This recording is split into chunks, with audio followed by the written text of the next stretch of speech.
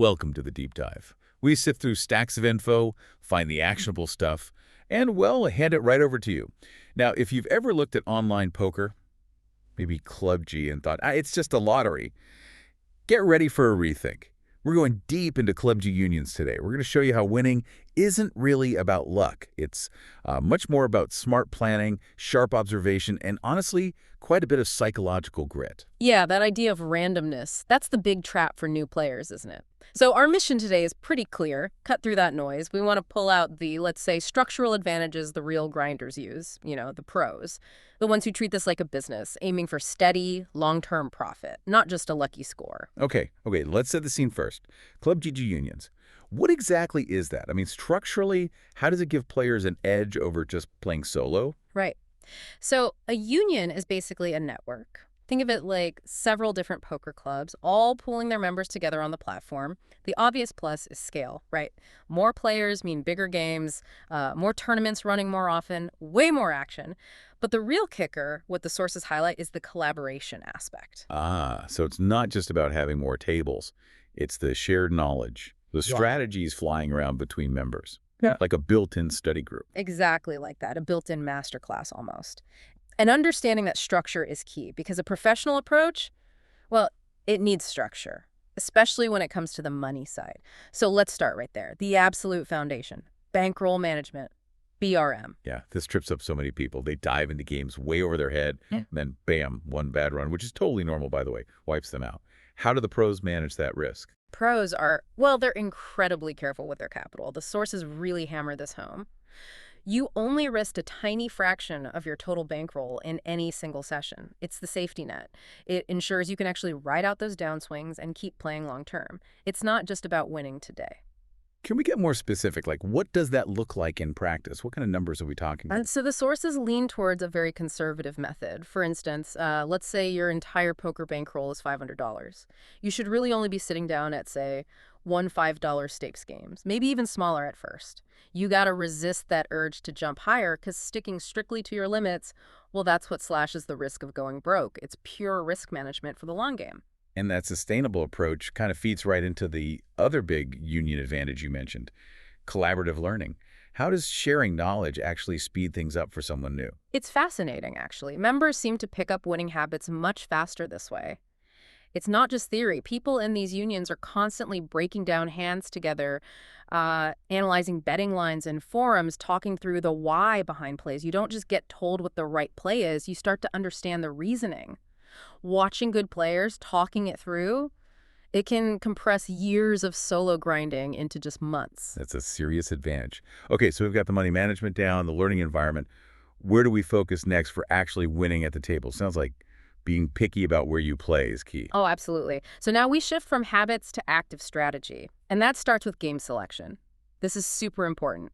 Not every table, not every tournament is going to be profitable for you. Pros or hunters, always looking for the best spots. So it's about making smart choices before you even see a hand, like sizing up the table. Precisely. You need to analyze the table lineup. Who's sitting there? What are their skill levels, roughly?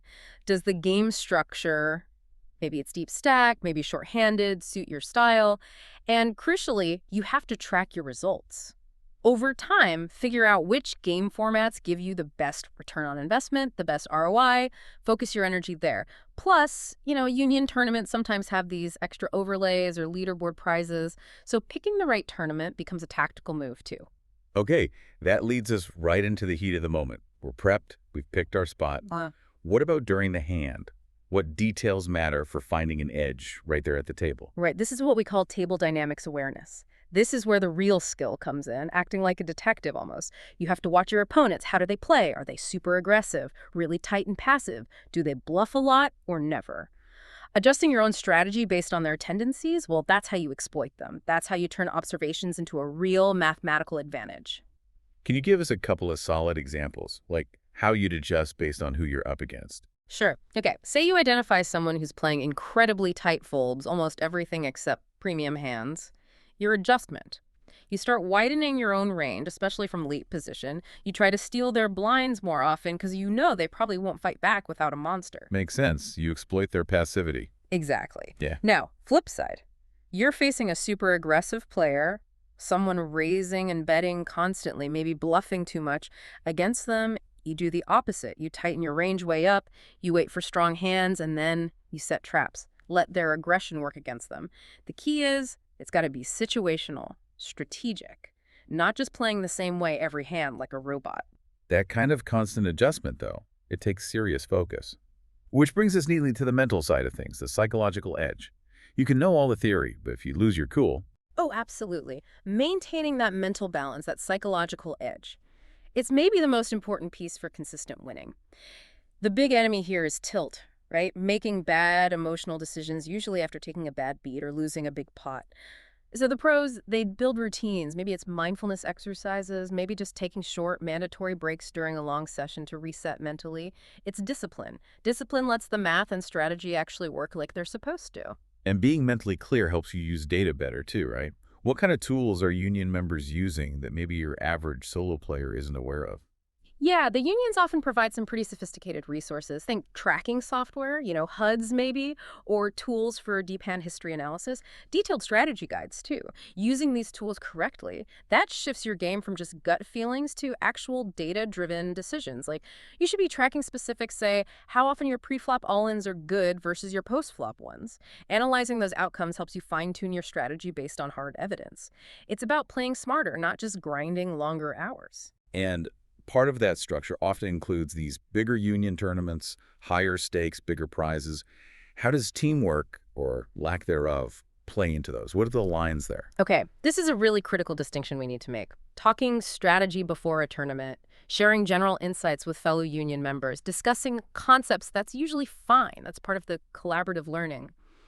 But, and this is a huge big deal, but collusion is absolutely forbidden. Acting together at the same table to manipulate the outcome, that's cheating. It violates the rules, violates trust. The professional approach is about applying your own solid strategy ethically within those high-value tournaments to maximize your payout. No funny business at the table. Got a clear line. Okay, let's move into the final layer here. Advanced strategic stuff, even for players who feel they've got the basics down. What nuances are the top players constantly refining? Position. Positional awareness is always huge, even at advanced levels. You're constantly working on playing more hands when you're in late position. The cutoff, the button. Why? Because you get more information. You see what everyone else does before you have to act. It gives you flexibility. Conversely, from early position, you have to be much more selective, much more careful. Your hand standards go way up. And refining position often ties into bluffing, doesn't it? Yeah. That's always tricky. Very tricky. Bluffing needs to be surgical, not random. Good bluffs are targeted. You bluff players you think are capable of folding. You don't try to bluff the guy who calls everything the calling station. That's just burning money. It's about calculated risk based on opponent tendencies. And overarching all of this is just continuous improvement. The best players never stop learning. They regularly, honestly review their sessions, their hands, or the mistakes, keeping a journal, using a tracker, constantly auditing your own play. Okay, let's kind of pull this all together then. For you listening, the big takeaway here seems to be that mastering these union strategies isn't about playing more. It's not about hoping for a lucky card streak. It's a total shift in mindset, really. It's about playing smarter, leveraging that group knowledge, and managing your money like a business owner manages capital. That sums it up perfectly. You've got these core pillars, Yeah. the collaborative learning environment, solid bankroll management, really sharp game selection, that crucial psychological discipline, and using the available tools effectively. And if you actually implement this kind of framework, suddenly your ClubGG sessions aren't just gambling anymore. They become, well, structured chances for real growth, real learning, and hopefully measurable success over time. But here's the thing, right? This whole framework hinges on discipline, constant unwavering discipline. So we accept that these strategies, applied consistently, are mathematically proven to outperform luck in the long run. Why do so many smart players still fall back on emotion, on tilt, on hopeful gambles? What specific routines, what mental systems do you need to build right now to ensure you maintain that focus, that discipline day in and day out to actually make these strategies work for you? That's the real challenge.